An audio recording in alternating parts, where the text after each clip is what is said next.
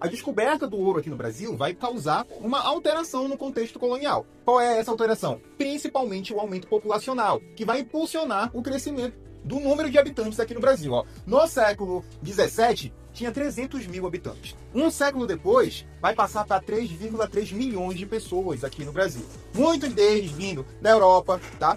Para poder ter acesso à produção aurífera, a produção, né, a extração do ouro.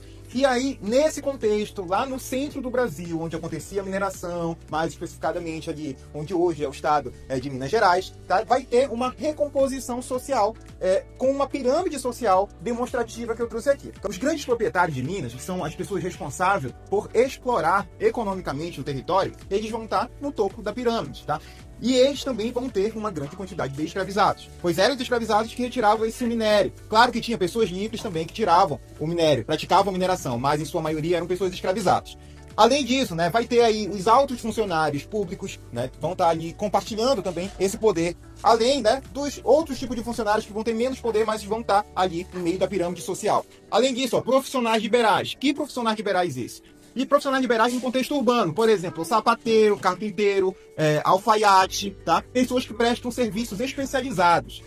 E trabalhadores livres, principalmente aqueles lá que trabalhavam nas minas, eram contratados, tá bom? Eles faziam parte, né, desse meio da pirâmide. E, por último, como eu sempre falo, tá? Como eu sempre falo, toda sociedade que tem a presença de pessoas escravizadas, os escravizados vão estar na base da pirâmide. A diferença entre essa pirâmide, tá, e a pirâmide lá, né, da economia açucareira no Brasil, que a gente trabalhou, é principalmente o seguinte: a mobilidade social. Na sociedade mineradora, existe a possibilidade de ascensão social. Por exemplo, um trabalhador livre, pobre, ele pode encontrar uma pepitona de ouro e ficar rico, tá? Ó, expressões artísticas. Vai ser desenvolvida uma adaptação de um movimento artístico que tem início na Europa, tá? Na Itália, no século 17 e 18, que é o barroco. Só que aqui no Brasil ele vai ter outras características, vai tomar uma outra forma. A principal característica dele, ó, é envolver características religiosas e profanas. É como se fossem as coisas do mundo e as coisas de Deus, tá bom? Esse religioso e o profano. O religioso representando as coisas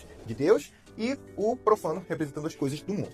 O principal nome desse estilo específico vai ser um cara chamado, apelidado na verdade, de Aleijadinho, tá? O Aleijadinho, ele vai ser um escultor, era arquiteto, tá? Então ele projetou muitas igrejas, a parte interna da igreja, as partes internas das igrejas de Ouro Preto do período colonial, elas vão ser cheias de ouro. Por exemplo, altares feitos de madeira, mas revestido com folha ou com placas de ouro. Então o ouro ainda de Ouro Preto é muito presente na arquitetura barroca que vai ser desenvolvido aqui no Brasil. E para finalizar, a gente tem o declínio da produção do ouro, que ela vai acontecer principalmente porque as técnicas de extração do ouro não vão se desenvolver, elas vão ficar estagnada a sua técnica. E a técnica, com o tempo, ela passa a ser ineficiente, porque a quantidade de ouro abundante que tinha vai começar a diminuir. E a técnica que eles usavam para extrair o ouro era uma técnica que não aproveitava a totalidade de ouro que aquela localidade poderia oferecer. Tá? Então, vai ter o esgotamento das jazidas. Além disso, né, há o contrabando. O que é o contrabando?